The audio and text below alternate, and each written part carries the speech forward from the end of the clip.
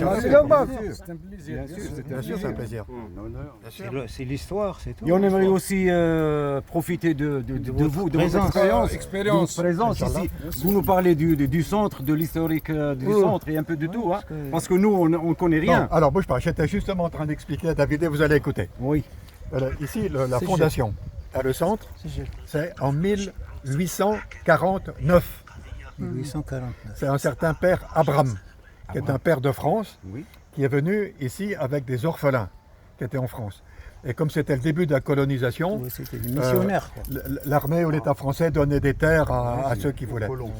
Lui, il avait une vingtaine d'orphelins, mais il n'avait pas d'argent. Et alors, il a vu les responsables militaires d'Oran et qui lui ont donné d'abord la ferme en bas qui s'appelle la ferme Taillon. Mais quelques temps après, ici c'était un camp militaire, un camp, le haut là, le camp des Spahis.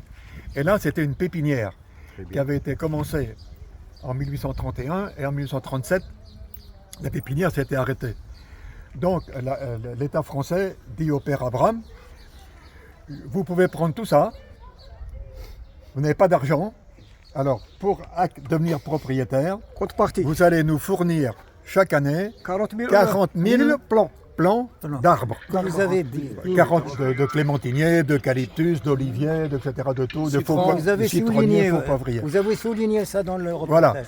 Voilà.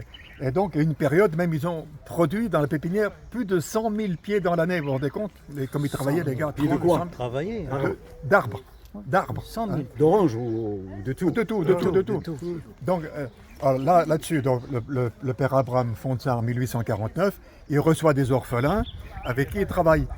Et même, on lui a donné à ce moment-là la ferme qui monte en haut, qu'on appelle la ferme Sainte-Anne, jusqu'au sommet du col de Misserguine, là. Maintenant, c'est une prison de la... Oui, d'accord. Ça appartenait au père Abraham aussi. Ah, la prison. On lui a donné aussi 500 et quelques hectares au Tessala, de l'autre côté, là-bas, où les frères cultivaient du blé, des choses.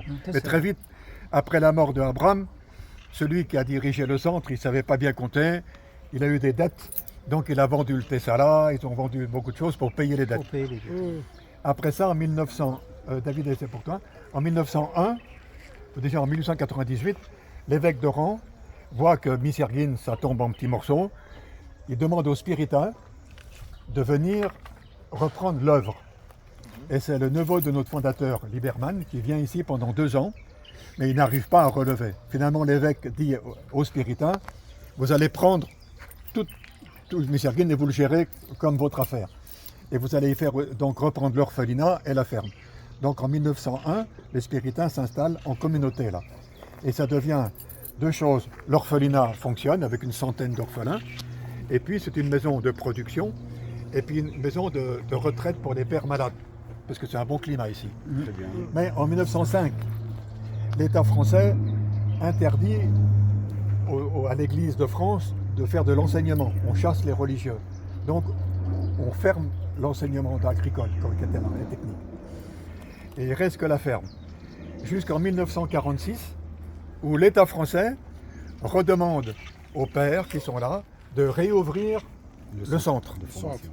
Alors, le père Crueis, qui est là, trouve de l'argent avec Miséréor en particulier, et le frère Yvon, ceux qui se rappellent les anciens, a construit les ateliers, là, des grands ateliers où il y avait mécanique auto, et menuiserie, forge, électromécanique, tout réajustage. On avait beaucoup d'élèves là.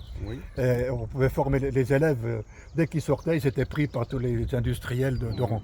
Et là, la section-là était agricole, donc il y avait 2 sections. À ce moment-là, on a construit aussi le bâtiment nouveau, là où il y a le surveillant général, là, sur la gauche. Là.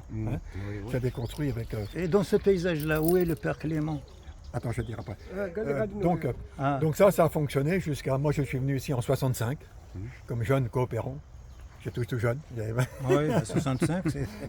Je suis reparti terminer mes études et je suis revenu en 70. Mais en 70, je suis parti à Alger faire de l'arabe.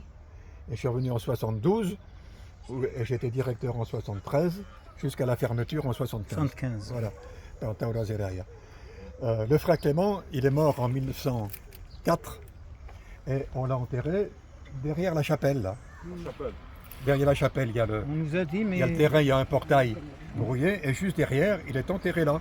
Sur sa tombe, il y avait 2 clémentiniers une petite stèle avec une croix. Moi, j'ai enlevé la croix pour pas gêner les musulmans. Et j'ai laissé, c'est marqué Frère Clément, inventeur de la clémentine. Elle existe toujours. Mais maintenant. Elle existe toujours. Non. Je suis revenu 2 ans après, tout était cassé, il n'y avait plus rien. Et maintenant, alors à l'époque, quand je suis revenu, la chapelle était devenue mosquée. Et la sacristie qui est au fond était devenue la maison de l'imam. Et le cimetière était devenu le jardin de l'imam. Comme il y avait des foules, patata, kulsi, fait le macabra. C'est pas rigolo. Bon. Après, ils ont supprimé la chapelle. Ils ont fait une salle, qui est une belle salle, qui est belle. Alhamdoulilah, c'est joli, c'est bien. Et maintenant, le cimetière de Roque Macabra, Makenvalou faire. Alors, il y a des pères qui sont encore enterrés sur la gauche.